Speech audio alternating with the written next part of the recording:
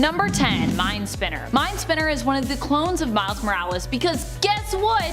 He got his own clone saga. That is right. And MINDSPINNER is one of his own clones. I don't know if we needed a Miles Morales clone saga, but I gotta say, I did really like the clones we were introduced to through it. MINDSPINNER is different from Miles in that he has a physical mutation. He has real spider legs coming out of his back, which can at times give him a leg up in combat. See what I did there? MINDSPINNER is also a psionic, so when you are fighting him, it's not just your body you need to be worried about, but also your mind, as he is able to attack his opponents telepathically as well. And friends, before we move on to this next spot, if you are loving what we do here at Top 10 Nerd, why not check out our newest channel, Most Amazing Top 10 Anime. Number 9. Spider-Man Into the Spider-Verse. This version of Spider-Man is only ranking lower because he's much newer when it comes to the world of heroics. He is just coming into his own and learning of his power set and how best to use and control it. I mean, in the first animated film Into the Spider-Verse, Miles as a new Spider-Man is still struggling to stick to surfaces, crawl around,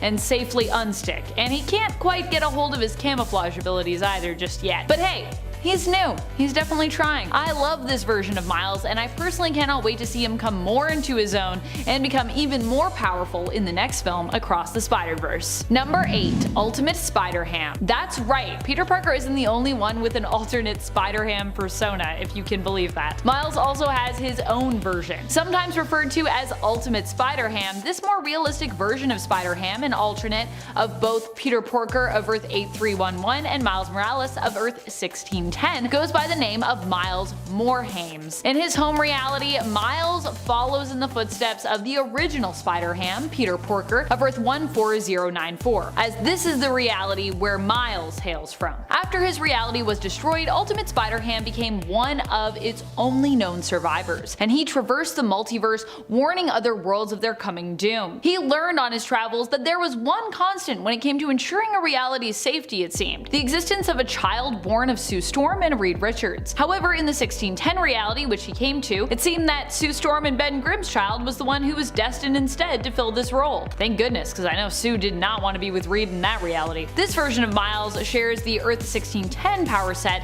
but is a humanoid pig. So yeah. Number 7. Salim. Salim is an evil clone of Miles Morales. Salim or Salim, however you want to say that. He believed he was created to be superior to the original Miles Morales, and this belief and his rapidly approaching end seemingly corrupted his mind. Salim, like the other clones of Miles, was unstable and as such began to rapidly age. Salim's name is Miles spelled backwards, but despite being his clone, he did not seem to possess all of his powers. However, he was an extremely skilled combatant, likely even more deadly than Miles. Of course, Miles doesn't usually aim to kill, so keep that in mind. Salim possessed Miles' Venom Blast, using it to electrocute his enemies, often to death. Also, in many other skill sets, Salim felt he was actually superior to Miles, even suggesting that he spoke better Spanish than the original 1610 Miles Morales. Number 6. Shift. Shift is another clone of Miles, but unlike Salim, he is still alive. Salim and Miles faced off in a final showdown, but after Shift switched sides, Salim, ultimately feeling betrayed, took out both himself and the other Miles clone MINDSPINNER, destroying them both with a giant Venom Blast. Shift's powers, while less intuitively destructive, are definitely cooler than Salim's. He has shapeshifting abilities which he can use to bolster his own strength and durability, even appearing resistant to Venom Blasts. He also possesses a spider sense and is extremely agile. Despite being unable to speak due to a flaw in his cloning process, he still possesses a gifted mind, so don't let the fact that he's a man of few words fool you. Unlike Salim, Shift became a stable clone, possibly due to Miles' baby sister, Billy, sneezing on Shift after he helped to rescue her from Salim. The theory is that this causes Shift somehow to produce antibodies, which I guess help to stabilize his cells. Kind of a weird explanation, but I'm gonna roll with it because I like Shift. Number 5. Ultimatum. Ultimatum is considered a big threat to the main continuity Miles of Earth 1610. Ultimatum, though to some may be considered the main reality version of the character, oddly enough. He hails from Earth 616, widely considered to be the main continuity. However, Miles got displaced place to Earth 616 as a reward after giving Molecule Man something to eat during the events of Secret Wars. Earth 1610, the Ultimate Universe at the time, was no longer a thing, and so Owen Reese basically gave Miles and his family a new life and a second chance in the Earth 616 continuity. Ultimatum, however, was originally from Earth 616, but for a time himself moved to Earth 1610, having a life there. When Earth 1610 Miles showed up on Earth 616, however, Earth 616 Miles, who goes by the villainous name of Ultimatum, decided it would be best if Spider-Man relocate, and attempted to send him and his family back to the now resurrected Ultimate Universe. Needless to say, Miles did not like that very much. 1610 Miles. Ooh, it's confusing.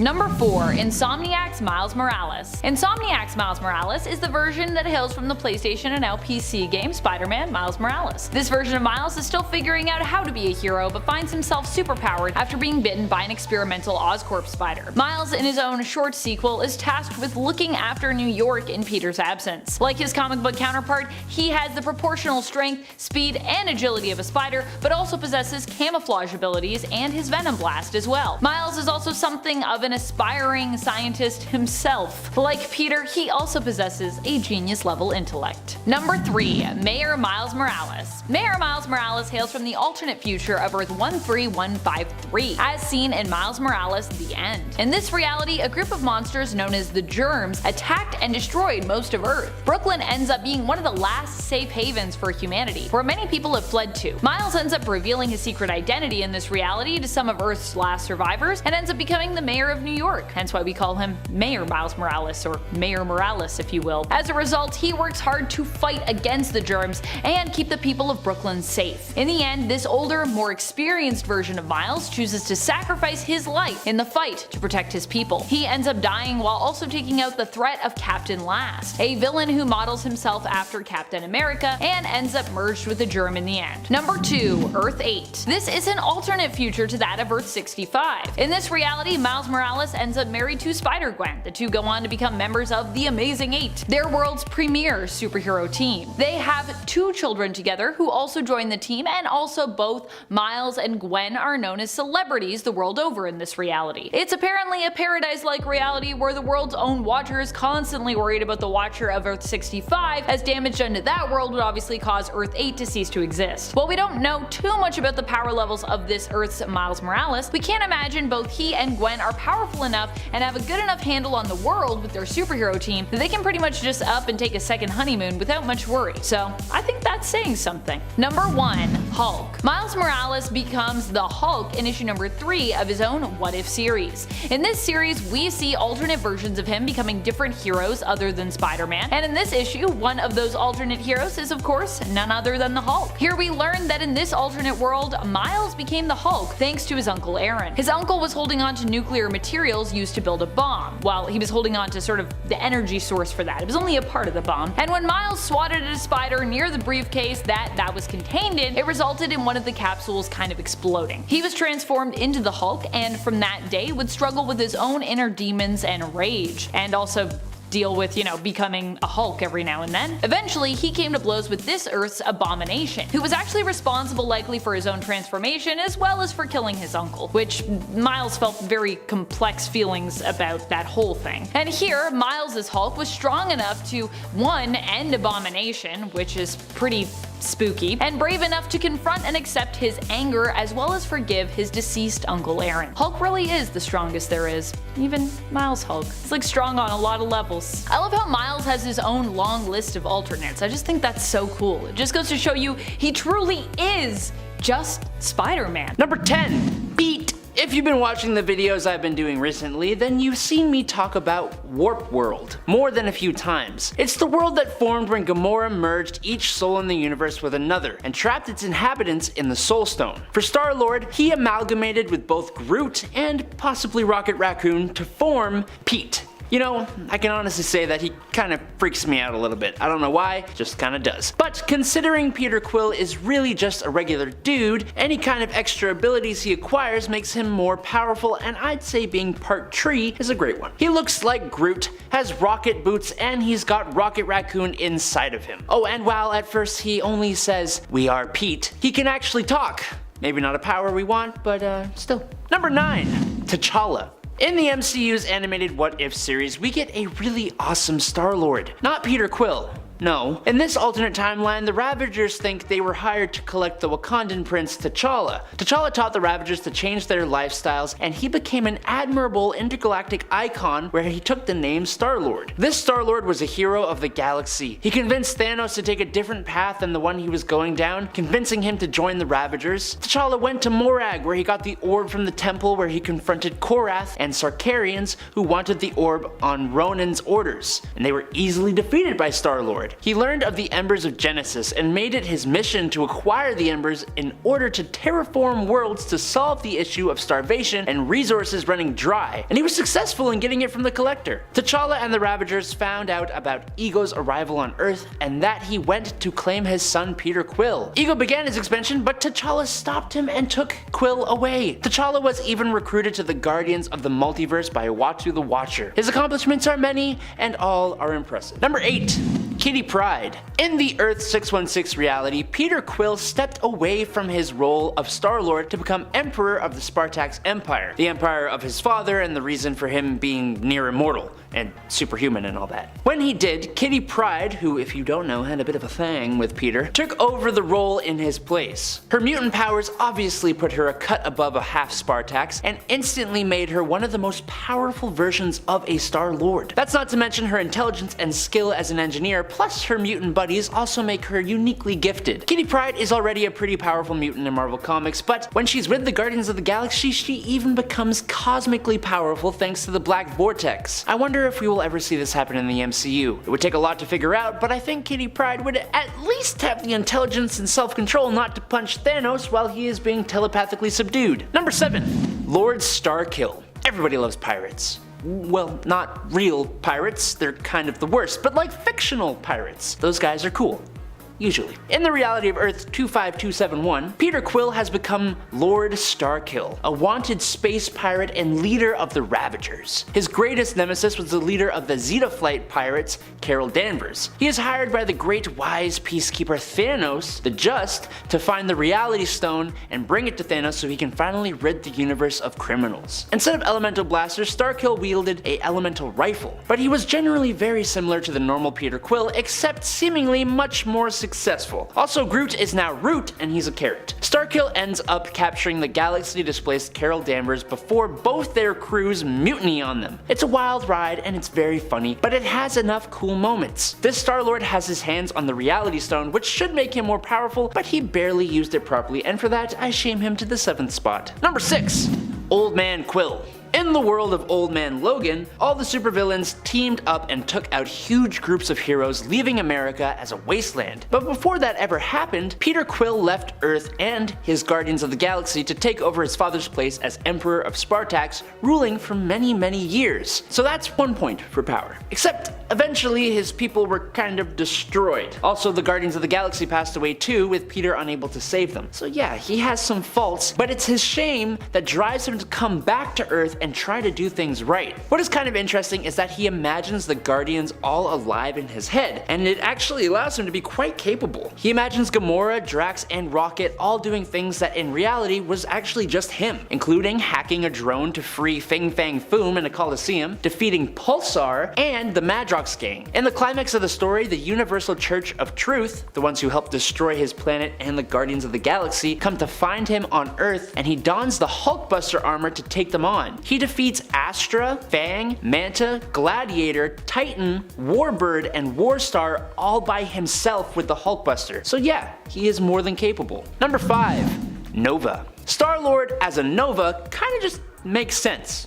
I mean, also not at all because it's Star-Lord. But he is definitely more of a hero than not. Okay, so Infinity Gauntlet was a 2015 story set in one of the realms of Battleworld. The story follows the family of a Nova who deputizes them, creating a family of Novas, including their dog. This family of Novas are collecting the Infinity Stones to try and hold back the annihilation wave that was unleashed by their ally, Thanos. Although they don't know that. Okay, But we're here for Star-Lord, I hear you say. Well, this Star-Lord and his partner Gamora are thieves, and they come into contact with the Space Stone, and they sell it to the Bakian Nova family in exchange for 3 Nova stars. Star-Lord and Gamora end up allying themselves with the Bakian clan as well. Now you fast forward to the climax of the story, and Thanos has betrayed the Novas, obviously, and has unleashed a behemoth bug. Star-Lord, Gamora, and the newly discovered Groot take on this behemoth using the 3 Nova stars to give them a significant power boost to do so. They definitely did not survive the behemoth as it released a massive energy blast, but for a short while Peter Quill had the power of a Nova. And that's good. Number 4. Major victory. In the 100th anniversary special, Guardians of the Galaxy, Peter Quill has faked his death, and Gamora took over his place as Star-Lord. She isn't who this point is about, but because I like you all so much, I'll give you 2 Star-Lords in one. While Gamora is Star-Lord and killing it, meanwhile Quill, in order to gain the trust of Silver Galactus, had impersonated Major Victory and took his place among the Heralds of Galactus, seemingly with all the power that comes with. He fought against his former teammates on the side of Silver Galactus, fooling literally everyone into thinking he genuinely was the Herald until Galactus had fully plugged himself into nowhere, which allowed Quill to finally disable Silver Galactus and unmask himself, showing everyone he was actually Quill. What a guy. Number 3. Classic Star-Lord. Not everyone may know this, but when Star-Lord first appeared in comics, he was not what you may expect. For starters, his backstory was pretty different. He was still half alien, half Spartan to be exact, but after his mother was killed by aliens, it prompted Quill to run away and eventually become a NASA astronaut, successfully this time, which led to him being offered the role of Star-Lord, an intergalactic police officer while aboard the International Space Station. The one who offered Quill this role, the alien entity called the Master of the Sun, bestowed abilities upon Star-Lord that included faster than light flight, self-sustenance, a personal energy force field, telepathic resistance, and an instinctive understanding of alien machinery without even having to make contact with it. His suit augmented his strength and durability and gave him the ability to travel through space, but he also had a sentient spaceship that he can telepathically link with, just in case. All of that alongside the peak human attributes he has thanks to being half Spartan. Number 2. Realm Marvel Star-Lord. The Star-Lord of Earth 9997 would be one of the superhumans who would become a member of a group formed by the now deceased Mar-Vell of the Kree called the Realm Marvel, alongside Richard Rider and Carol Danvers. Now the Star-Lord we all know from the MCU and the Guardians of the Galaxy comics isn't on par with these two. But the classic Peter, I mean if you were paying attention literally like a minute ago, he is much closer to that level of power. And judging from his outfit and look, that is the Star-Lord who is chosen as a member of the Realm Marvel. The members of this Realm Marvel traveled into the negative zone and cast their souls into the realm of the dead, but they did it in a way that their souls were not in forfeit, allowing them to help Mar-Vell in gathering souls of past heroes and villains to join the ranks of Mar-Vell's army of the dead. Number 1. Master of the Sun. One of, if not the most powerful variants of Star-Lord, is the one where he becomes one of the most powerful cosmic beings in the Marvel Universe. For a really short time, Star-Lord became the Master of the Sun, you know, the guy that gave classic Star-Lord his powers. As the Master of the Sun, Peter had the power of cosmic awareness and the ability to manipulate matter and energy. If you know anything about power hierarchy in Marvel Comics, you know that's an insane level of power to wield. He could channel cosmic energy through his element gun, making the weapon insanely powerful. He was also immune to telepathic influence or perception while in this form, making him imperceptible to mind readers. Truly the most powerful Star-Lord variation. Coming in at number 10, 1602. In this alternate Earth, or alternate timeline, Magneto is known as Enrique, or the Grand Inquisitor. He was born Jewish in a Venice ghetto, but was taken in by a Christian priest and baptized. The Christians later refused to let him be returned to his Jewish family, and being unable to be reunited with this family left him psychologically scarred, which I guess led him directly to become the leader of the Spanish Inquisition somehow? He was ordered to execute the witch breed, or mutants to us in the modern age, but he hid those who could pass off as human. Enrique's only known followers are his children Petros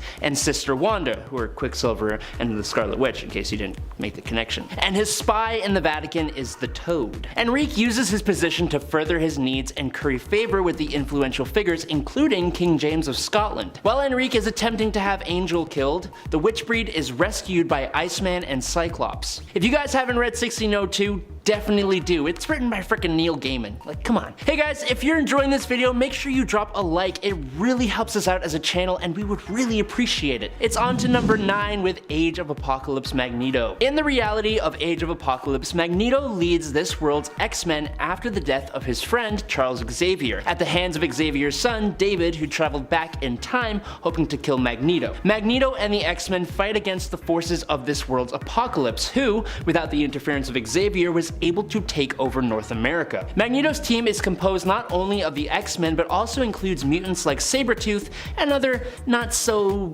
good guys. In this timeline, Magneto is married to the mutant Rogue, and together they have a son they named Charles. Magneto and this Charles are later personally captured by Apocalypse himself, though they are rescued by Rogue and the other X-Men, including Nate Gray, who raid Apocalypse's citadel in a desperate final attempt to save all of reality from Macron crystallization. The end fight between Apocalypse and Magneto in this story is so awesome, and Magneto like literally tears the celestial technology out of him. It's just super cool. Number 8, Magneto. On Earth 982, the Age of Heroes happened about 15 years earlier than on Earth 616, meaning most of the events, history, and character history associated with the heroes of Earth 616 also happened 15 years before. As such, a lot of the superheroes of the past, the ones you and I know, have either grown up, grown old, or retired, with new heroes in their place. For Magneto, he doesn't actually show up. Instead, we have a young woman who goes by the name Magneta, and who seems to have all the same powers as Magneto, even dressing similar to him as she considers him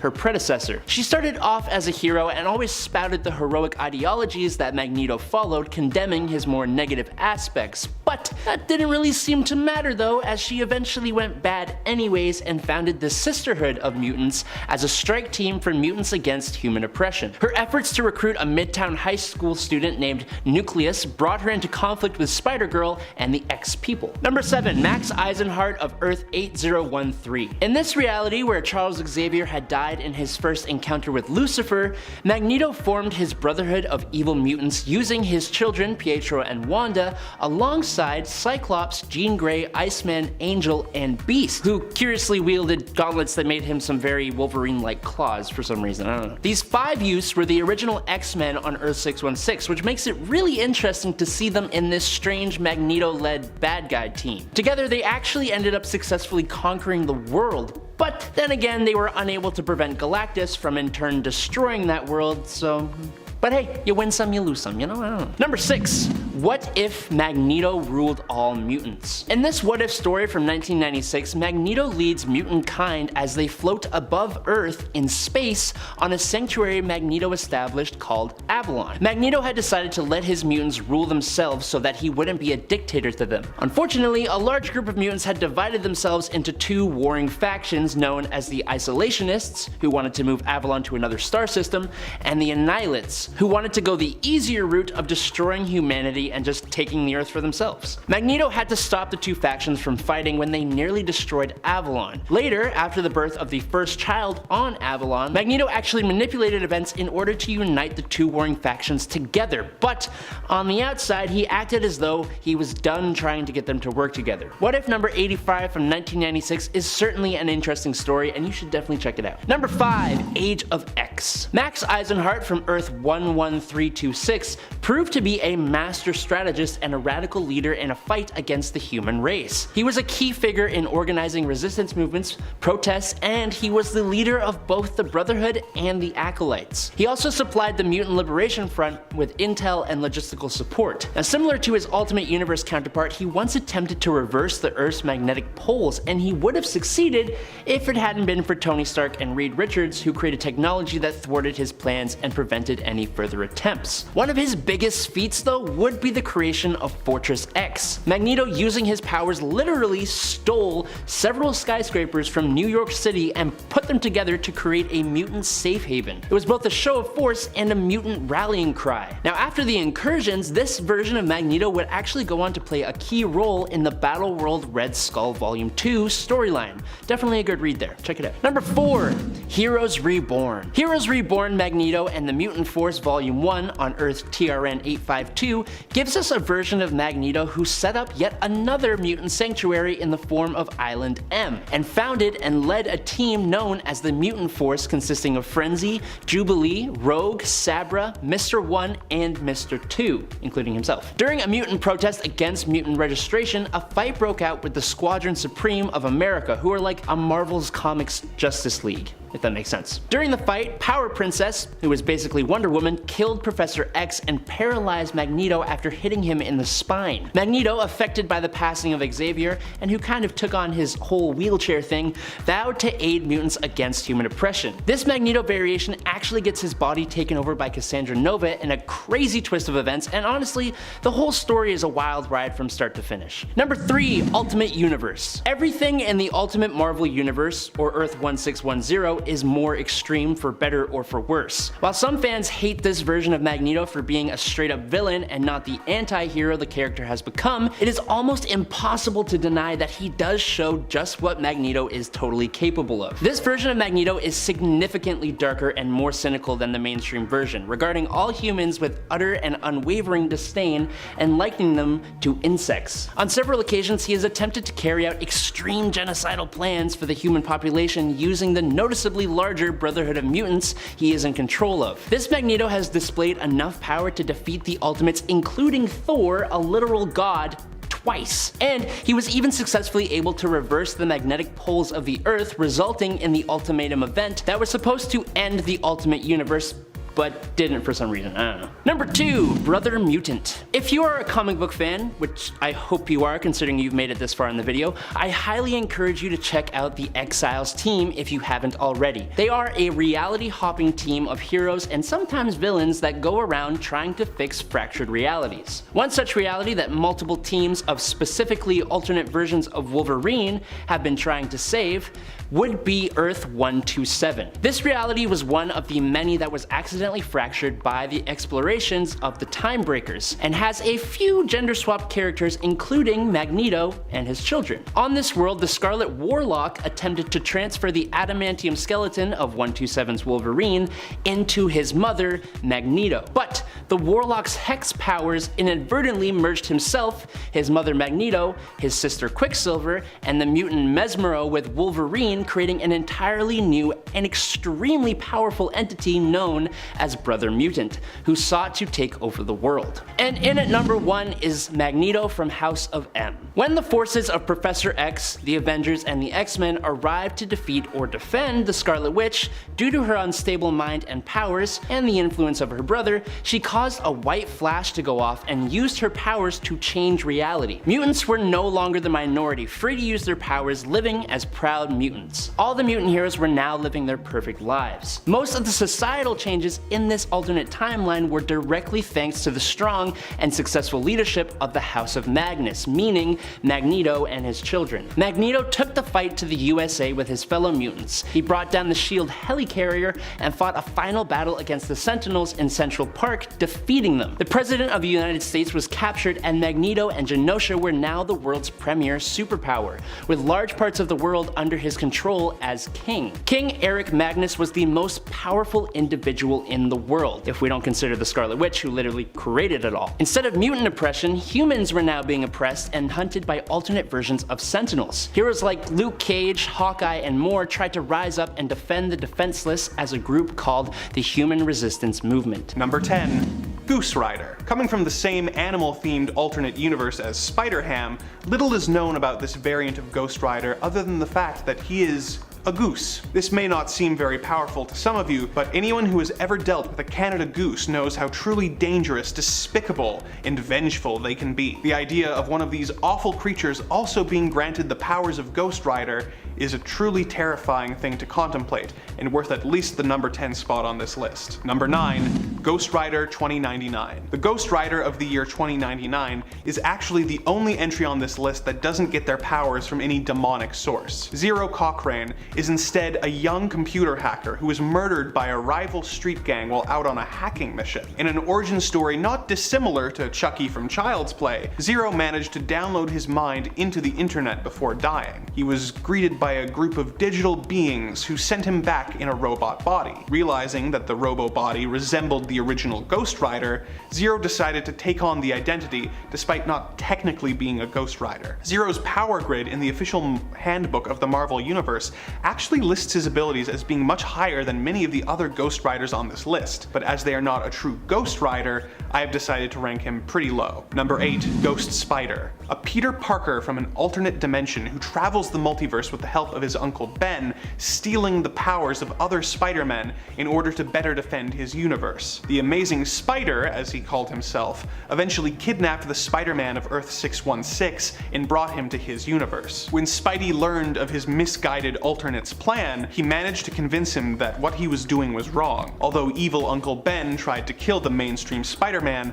the Spider gave up his life to save the Peter of Earth 616. The Spider was brought back to life by his universe's Doctor Strange and turned into Ghost Spider. We have yet to see this version of Ghost Rider in action, but the mere idea of Spider-Man being granted the demonic powers of the Ghost Rider in addition to his spider powers sounds like a total powerhouse. Unfortunately, the lack of follow-up leaves him in the number 8 slot. Number 7. Danny Ketch. While visiting Houdini's grave, Danny Ketch and his sister were caught in the crossfire of a gang war. While hiding with his injured sister, Danny came across a motorbike with a glowing gas cap. The gas cap turned out to be a mystical amulet, which transformed him into Ghost Rider. In addition to the usual Ghost Rider powers, Danny is also able to transform into a spirit of corruption, giving him an armored appearance and giving him the ability to fight the spirits of vengeance. While he is a beloved incarnation of the character, there are other versions who are more powerful, even if they aren't as interesting of a character, which is why Danny is relatively low on the ranking. Number 6.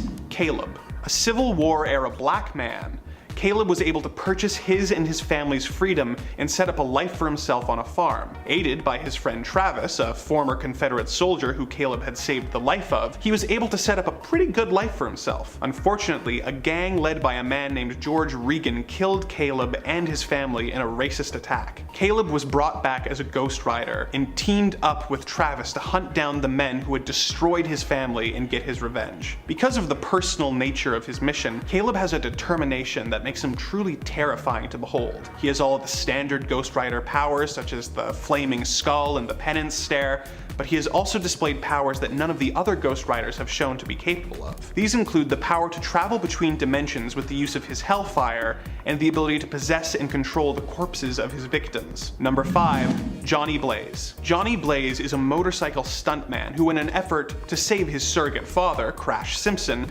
from dying of cancer, made a deal with the demon Mephisto. Mephisto promised to cure Crash's cancer in exchange for Johnny's service. Unfortunately, Crash perished in a stunt gone wrong almost immediately afterwards, and Johnny became the Ghost Rider. Although he has tried to rid himself of this curse many times over the years, Johnny has used his powers to punish evildoers and do a lot of good, despite the evil inside wrestling for control. He is the most well-known Ghost Rider, possessing all of the iconic powers that come with the title. As he is the original Ghost Rider, other than Carter Slade, a hero with the same name but different powers, he is the barometer to which we are comparing all the other Ghost Riders and their powers, placing him at the middle of this list. Number 4.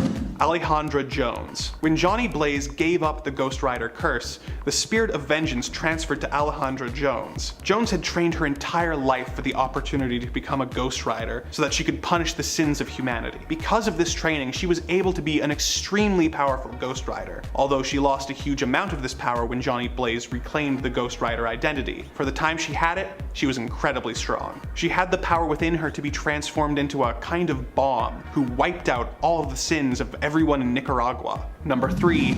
Cosmic Ghost Rider. The Ghost Rider of an alternate dimension where Thanos killed everyone on Earth. This rider made a deal with Mephisto so that he could seek out and destroy Thanos. Riding his space motorcycle, the rider teamed up with Galactus to hunt down the Mad Titan. When that failed, he went back in time in an attempt to kill Thanos as a baby. He instead raised the baby baby Thanos somehow managing to make him even worse. He traveled the cosmos, punishing evildoers, becoming the first Ghost Rider to take their mission to an intergalactic level. But who was this version of Ghost Rider? What makes him so determined, ruthless, and vengeful? The answer? He's Frank Castle, aka the Punisher. You don't get much more dangerous than the powers of the Ghost Rider paired with the abilities and psychosis of the Punisher. Number 2, Robbie Reyes. Robbie Reyes was a street racer charged with taking care of his little brother Gabe, until one night he was killed in a carjacking gone wrong. Thankfully for him, his car was haunted by the ghost of his sadistic uncle Eli, who revived him and transformed him into Ghost Rider. Robbie now spends his time fighting evil, trying to be a good role model for his brother, and battling the spirit of his uncle in order to try and prevent himself from becoming a force for destruction. He has comparable power levels to other Ghost Riders in most areas, but ability to teleport pushes his stats up considerably, moving him near to the top. Number 1, Red Hulk. On a list that's focused purely on power levels, it's hard to imagine a more powerful combination than the one that occurred in the Secret of Thor storyline. When Mephisto's son, Blackheart, enacted an evil plan to literally bring hell to Earth, the Alejandro Jones Ghost Rider, X-23, Agent Venom, and the Red Hulk were there to take him on. When this wasn't enough, the team decided that the best course of action would be to bond the Spirit of Vengeance and the Venom symbiote to the Red Hulk. This led to a creature with the combined powers of Ghost Rider, Venom, and Red Hulk, taking on and beating Blackheart in perhaps the most over-the-top action display Marvel has seen in years. Number 10, Mar-Vell.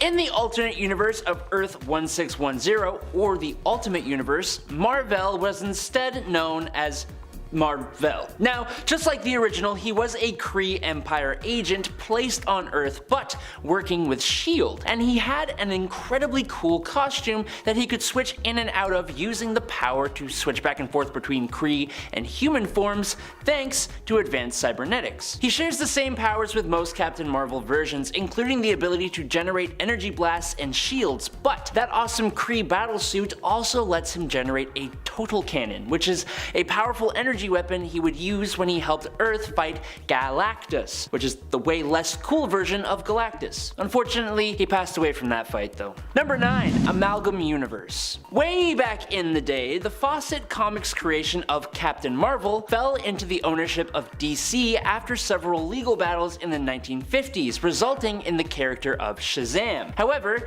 after the copyright lapsed, Marvel pounced on it by introducing their own Captain Marvel in 1967, which resulted in Mar-Vell of the Kree. Now, fast forward a little bit, and in a fun little moment during the awesome Amalgam comics that saw the two companies cross over, we got William Mar-Vell, or Billy Mar-Vell, if you prefer. This was basically Billy Batson, Shazam, mixed with Mar-Vell of the Kree, Captain Marvel. This hero is not only cosmically powered, but has powers originating in magic as well. It's truly a powerhouse combo. Unfortunately, we will probably never see it again. Number 8, Rogue. Infinity Countdown Captain Marvel number 1 takes Carol Danvers across the multiverse, where she meets a powerful Captain Marvel variant in Anna Marie, or Rogue. In the main Marvel universe, the mutant Rogue has used her abilities to steal those of Carol Danvers before, leaving Carol depowered. These two characters actually have like a bit of an interesting relationship. They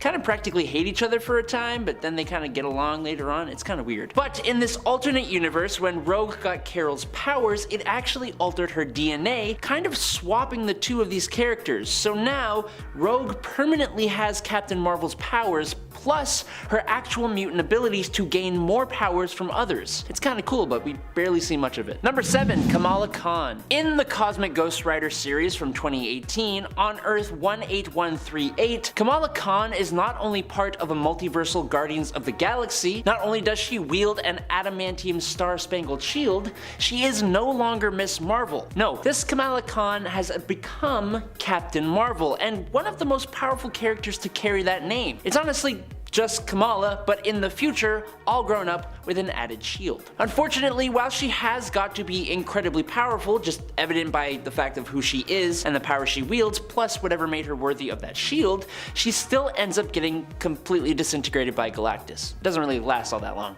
Sorry. Number 6, Binary. Is this kind of cheating? Technically, Binary is Carol Danvers, but this was after Rogue stole her powers and Carol had been fighting with the X-Men for a while. Eventually, while with the X-Men, the Brood captured her and a few others and experimented on them. For Carol, this increased her ability to generate cosmic energies, which was already incredibly powerful, by basically giving her the power of a white hole. Kind of like a black hole, but white. She became extremely confident, and it's arguably one of her most powerful forms. Now, Binary sort of became a separate person when Carol Danvers duplicated herself, so in that regard, Binary is an alternate Captain Marvel, kind of. Really? Not, no, I mean, kind of. Number 4, Novar. Created by Grant Morrison and J.G. Jones, Novar is a Kree from an alternate reality of Earth 200080, and I'm just gonna say, he's kinda weird. Why? Well, because this particular Kree had his DNA altered with the genes of a cockroach. And they also gave him nanobiology, which is a side thing. This gives him a whole bunch of special attributes. He has superhuman strength, stamina, agility, and a top speed of 150 miles per hour. He is triple jointed, can reroute pain, has hallucinogenic saliva, technopathy, he has mental control over his body, can wall crawl, has super hearing, and can reach faster than light speeds while flying. Is it insane that this even happens? Yes, but it does. Now, while he is more commonly known as Marvel Boy, when he was in our 616 universe, the Skrull Captain Marvel, Jennire, I think is how you pronounce it, inspired Novar to become Captain Marvel, which he did, but as part of Norman Osborn's Dark Avengers before abandoning the team. Number 3, Age of Ultron. In this alternate universe, Ultron has taken over the world, and the superheroes have had to go underground, with most supervillains living under the orders of Ultron in exchange for living their lives more freely. What may surprise most people is that in this universe, Captain Marvel is none other than the Wasp, Janet Van Dyne. So this comes about when Wolverine, trying to prevent Ultron's creation in the beginning, goes back in time to take out the scientist Hank Pym. That creates this alternate timeline where Janet Van Dyne becomes Captain Marvel. Don't ask me how that works or why, because I don't really know. It doesn't really tell you, it just kind of happens. What I do know is that this is a really cool version of Captain Marvel that has all the cosmic powers of the character, but can shrink down just like the Wasp can. It's a surprisingly powerful combo, but unfortunately Morgana Le Fay still ends up destroying her and the rest of this universe's defenders. Number 5, Genis Vell. So, in the 616 universe, after Mar-Vell of the Kree passed on due to cancer, his love, Elysius, uses titanium science to turn a sample of some of Mar-Vell's genetic structure into a child, Genis Vell. To protect him from Captain Marvel's enemies, Elysius had Genis artificially aged to maturity and then took him to an isolated world called Paraxis. He would eventually leave, and learning of his father, he would take on the title of Captain Marvel. Unfortunately, a byproduct of his lineage was cosmic awareness, and the strain of not knowing who to save and who to let perish made him go insane, revive himself, conquer worlds, destroy everyone in reality, restore reality, try and declare himself a god, and overall just kind of a lot. But it eventually led to the creation of Phyla Vell, who was arguably much better. Number 2, Lord Mar-Vell. In the Cancerverse reality of Earth 10011, Captain Marvel plotted with the many-angled ones to help him survive the cancer that eventually led to his passing in Earth 616. This granted him a whole slew of powers, which allowed him to turn his allies into messed up, corrupt, scary versions of themselves known as the Revengers. And together they captured Thanos, the Avatar of Death, and in a ritual, sacrificed him to destroy Death, which gave the many-angled ones access to this universe. Now he would go on to invade the 616 universe, which is a story you gotta check out, but for now, this Mar-Vell was able to hold off Nova, Silver Surfer, and Quasar all at the same time. He could metabolize solar energy to give him even more power, he was cosmically aware, could cast illusions, teleport, and obviously was immortal. Number 1, Universe X. In this universe, Mar-Vell of the Kree is pretty similar to his 616 counterpart, only after passing on, he found himself in the realm of the dead. It's an insane story, but essentially, Mar-Vell ends up recruiting the other dead heroes of the world in a crusade against death itself, all the while being reborn on Earth and collecting powerful artifacts and even destroying the Kree Supreme Intelligence, which bolstered his army in the realm of the dead. Eventually, he defeats both Thanos and Death herself and creates a paradise for the dead in the negative zone. But that creates a whole bunch of problems as he realizes the living can't die now, so he restores Death. It's truly insane. Marvel had the powers of eternity, meaning he basically had limitless power, but also for a time he had access to the Ultimate Nullifier, Anti-Metal, the Book of the Vishanti, the Darkhold, the Orb and Eye of Agamotto, Psycho Man's Emotocaster, High Evolutionary's Transmogrification Device, the Silver Surfer's Power Cosmic, Kyle Richmond's Eyes, the Cosmic Consciousness, the Cloak of Cloak, and the Mandarin's Power Rings.